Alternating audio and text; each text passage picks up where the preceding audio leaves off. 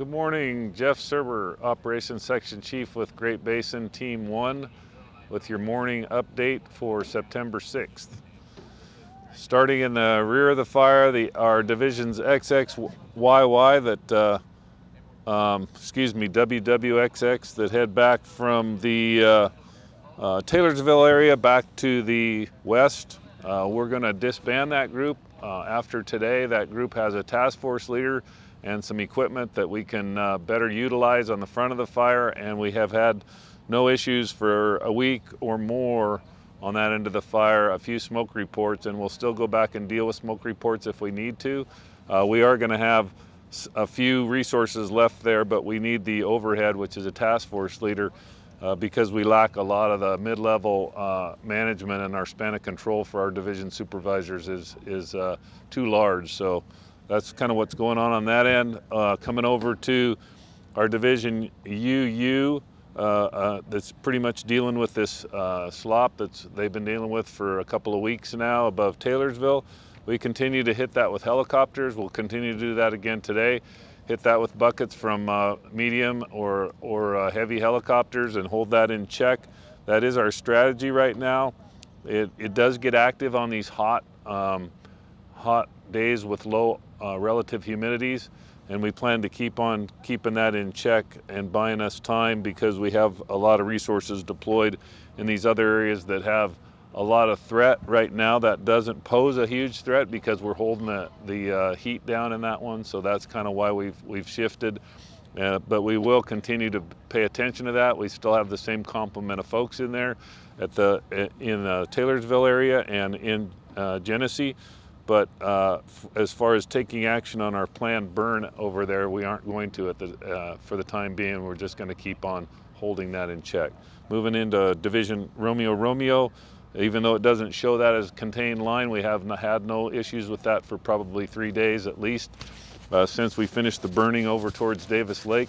And we continue to patrol, mop up, backhaul, and look at resources. We can start moving from there out into the front of the fire, but don't foresee any issues there today. The benefit there is that southwesterly flow that anytime any heat, maybe a torching tree or anything occurs, it will throw it back into the fire. So then moving over to our division Quebec that starts over here at Davis Lake and now heads all the way up here north of the Dixie area. What we're doing there, this area on Turner Ridge has had no problems now for at least 2 days, so we've moved a lot of those resources up to the front. No issues through this area of Quebec until we get over here towards the 177 road. And then at that point, we show, I should say, in the Coyote Hills, we show a small section of line here that's not contained, but it is, for all practical purposes, contained by the sagebrush and the lowland here that has the fire back down and stopped. Moving over the 177 road towards Dixie, yesterday we had a pretty intense fire come into Dixie. As you recall, in yesterday's map, we had a piece of fire on one side of Dixie Valley and a piece of fire on the other side of Dixie Valley. Those two fires were able to, in the afternoon, it heated up, the RHs dropped, and those fires came into Dixie on the north end here, where you can see where I'm pointing right now. So the south end of Dixie Valley area was protected, and we have dozer line coming around this way and hand line going over here to tie in with the sugar fire from earlier this year on the Beckworth complex. There was some structure loss right here in the north end of Dixie Valley, probably around 14 to 1800 yesterday afternoon, and we're in the process of assessing how many structures were affected, and that'll be forthcoming information from the county as far as the assessment team that'll go in there and figure out exactly what was lost, but there was some structure loss. Moving up from that area, this area, you might recall from yesterday's map, was still all unburned. Yesterday afternoon, this fire came. We expected that. We've been working on all of our efforts down in this area from the 177 road, trying to find opportunities to connect the 177 or the power line back over to the sugar fire, and that's where we put the bulk of our efforts, and as well as protecting the Dixie Valley community. So this fire is just going to run into the fire from earlier this year and eventually go out. So we didn't put much up in there. We're still kind of dealing with a couple of Forest Service improvements here. We'll go take a look at today that we're outside the Beckworth complex that this fire may affect. But that's one thing that our division Quebec will do today.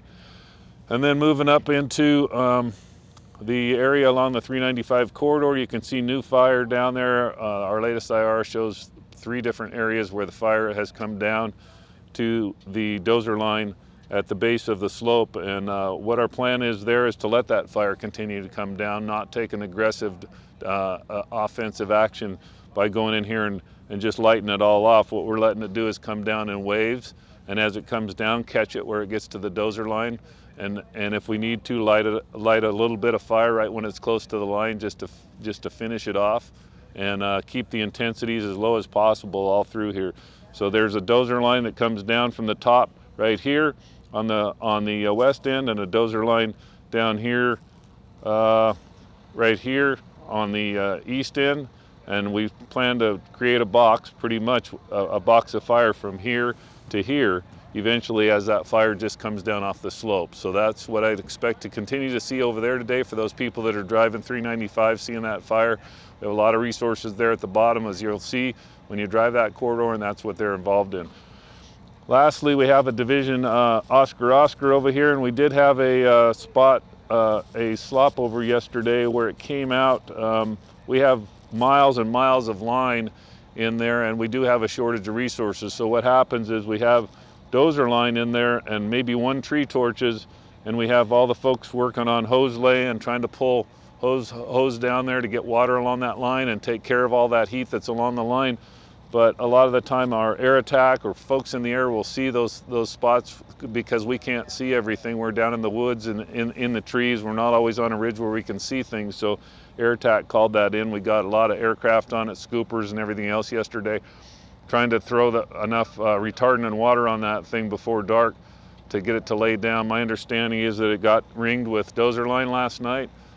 They finished that dozer line around it, so we're back where we were yesterday on that spot, which has dozer line all the way around it, but is not secure from the fire escaping. And that's kind of what we're looking at on a lot of this stuff. It's got dozer line, but it's not very secure because we haven't had the opportunity to get individuals on the ground with a lot of hose and water and really work that to where we can feel comfortable that it won't come out anymore. So that's the update for today.